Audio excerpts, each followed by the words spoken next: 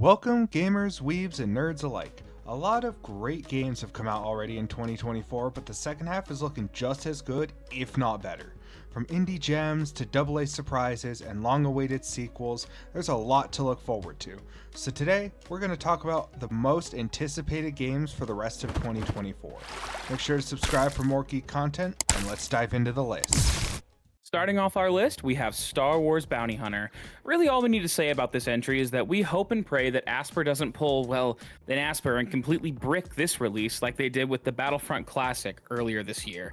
Star Wars Bounty Hunter was an integral part of my personal gaming childhood, and I still distinctly remember that I personally couldn't afford a memory card for months after I got a GameCube. So since I couldn't save, I would leave my system running for days at a time as to not lose my progress in this title specifically. In fact, one of my first ever experiences with true loss came in the form of one late night my siblings and I were sitting in my room as I was about to beat the final boss of an area, and as Django pulled the trigger on that would-be kill shot, we lost power. All the traumatic memories aside, this remaster is a very welcome addition to the releases this year. We cannot wait to jump in and relive all of Jango Fett's exciting bounty hunts that lead up to the events of the Attack of the Clones. And while I may personally be an Xbox Andy, I cannot recommend enough that if you have a PS5, you need to pick this up for the controller feature enhancements alone. Be sure to pick this one up when it drops on August 1st and or right now, depending on when this video is released. Next, we have Black Myth Wukong. This has so much hype and potential that it makes me worry a little bit that it won't live up to it, but I'm going to stay cautiously optimistic. The game looks amazing from all the early looks, could be a contender for Game of the Year. It'll very loosely follow the Journey to the West, which is a famous Chinese tale about Sun Wukong, the Monkey King, and his journey to basically becoming a being higher than God. The gameplay looks so much fun, crisp, clean, and while it does have Souls-like elements, fundamentally it'll be more of an action RPG than a Souls-like. It also will not be open world, which is fine. 100% okay even, because not every game needs to be an open world. The boss enemy design looks freaking sick and the abilities look even better. All around, this looks like it'll be one of the most fun games to come out recently. Luckily, we don't have to wait much longer as it comes out August 20th. Next up, we have World of Warcraft: The War Within. It's been quite a whirlwind in the World of Warcraft for the last few years, with some crazy highs like Classic World of Warcraft, WoW Classic Hardcore, the Mists of Pandaria remix, and much, much more. But there's also been some wildly low lows that we really don't need to get into here. It's been quite a journey. However, with good old Captain Microtransaction Bobby Kotick out of the picture and the man behind Green Jesus himself, Mr. Chris Metzen, returning, the stage is set for a sort of WoW renaissance that we've all hoped for. Coming August 22nd, we will be kicking off the prologue of the World Soul Saga with World of Warcraft: The War Within. We could not be more excited to get in and experience all that this new expansion has to offer. From long-awaited features like with the warbands and transmog changes to the new delve system, it's shaping up to be a mighty expansion that we cannot wait to sink our teeth into. While we aren't necessarily thrilled to have yet another dwarf race in the game, and we were hoping for something more original, hey, at least we got some female dwarf beards now. The only question that remains is for the Horde or for the Alliance. Next, we have Legend of Zelda: Echoes of Wisdom. For the first time ever, we're playing as Link in a mainline Zelda game. Now that I've upset every Nintendo fan out there, this game looks pretty creative and all around like a good, relaxing, fun old time. The idea of being able to copy pretty much everything in the game and use it as you see fit to solve puzzles is cool and pretty unique. I'm a little worried that the coolness of it might run its course a little quick, but here's to hoping I'm wrong, and it stays fresh throughout its playtime. It is another Switch title, so nothing too advanced or graphically intense, but the art style akin to Link's Awakening is fun and good to look at.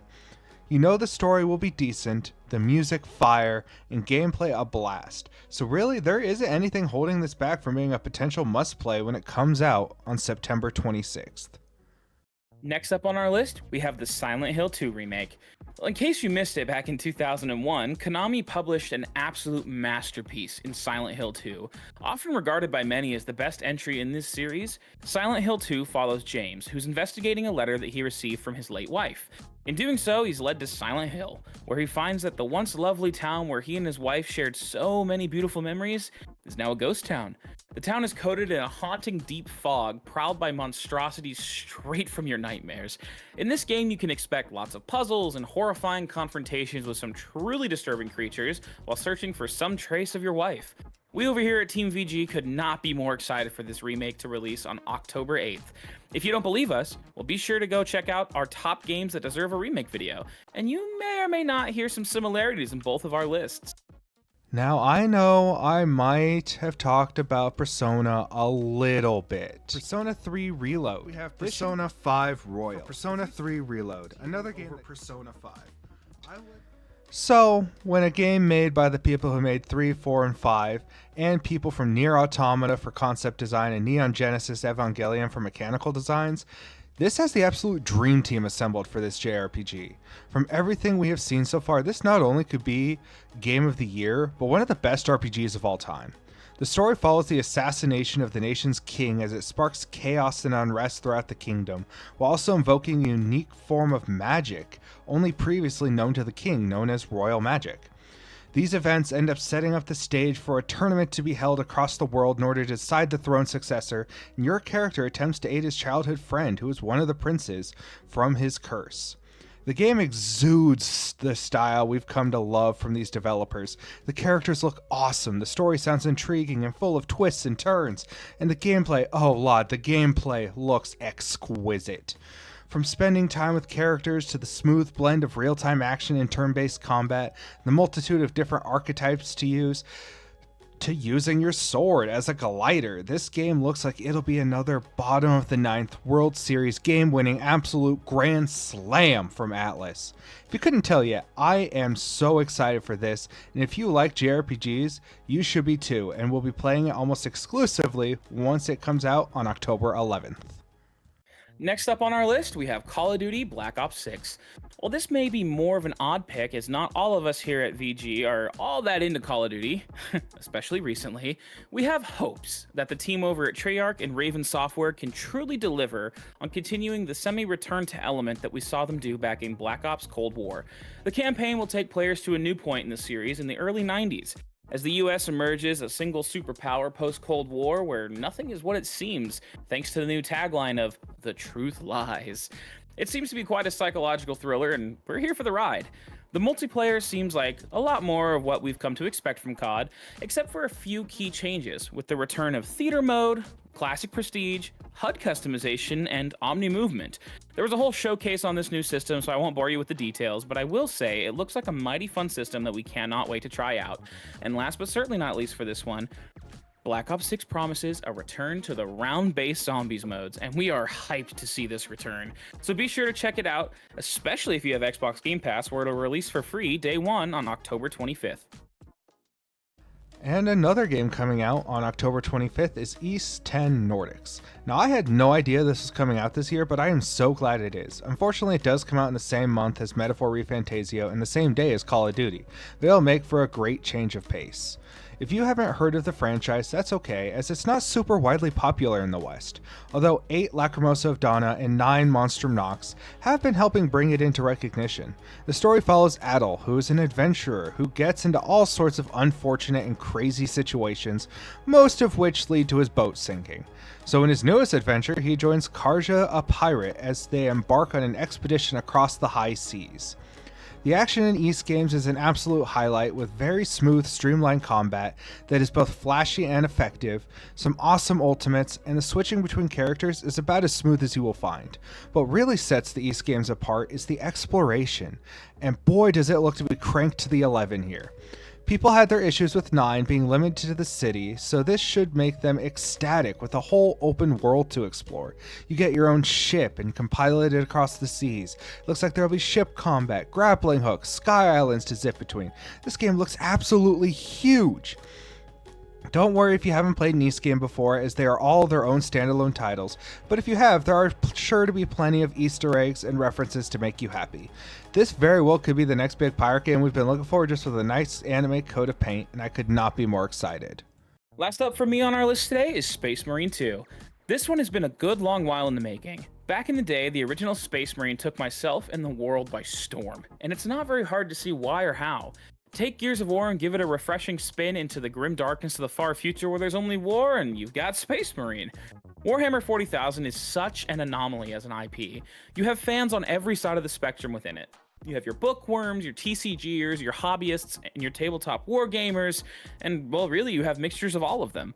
Well, Space Marine harnessed a new genre, the gamer genre. With its gory good time and interesting characters and story, this long-awaited sequel looks like everything fans of the IP have been waiting for.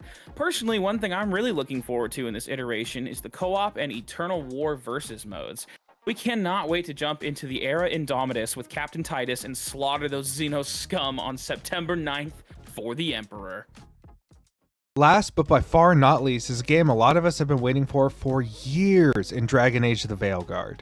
Inquisition came out 10 years ago, and with the failure of Anthem and the middling reception of Andromeda, this game might hold BioWare's future in its hands. Luckily, it looks amazing so far, and I think it'll live up to the hype. The cinematic trailer was a bit goofy, maybe a little too goofy, but we got a good look at some of the characters joining our crew in this iteration, as well as seeing the man, the myth, the legend Varric is back. Where this really grabbed people's attention, I think, is the gameplay trailer, which showcased some exciting combat akin to your common action RPGs with Mass Effect squad management. I think this looks like the best the combat has been in the franchise, and I'm excited to try out all the different classes and abilities. The story seems like the dark, serious tone that we are used to with Dragon Age. We've already seen the saddest death of them all. Rest in peace, Bianca. I think this has massive potential with a good story, fun gameplay, good writing, and a pretty good voice cast, which includes Ali Hillis, who voiced Liara in Mass Effect, Matt Mercer, Ike Amadi, who voiced Javik in Mass Effect, and more. We don't have a solid release date, but it is coming this fall, and this has the ability to be a nominee for Game of the Year, be a top-tier RPG of all time, and get BioWare back in the limelight. Thank you for watching. Leave a comment down below letting us know what releases you're looking forward to for the remainder of 2024. Don't forget to like and subscribe as it goes a very long way. Be sure to check out our various socials like TikTok and Twitch for more geeky goodness. Till next time, keep on geeking on.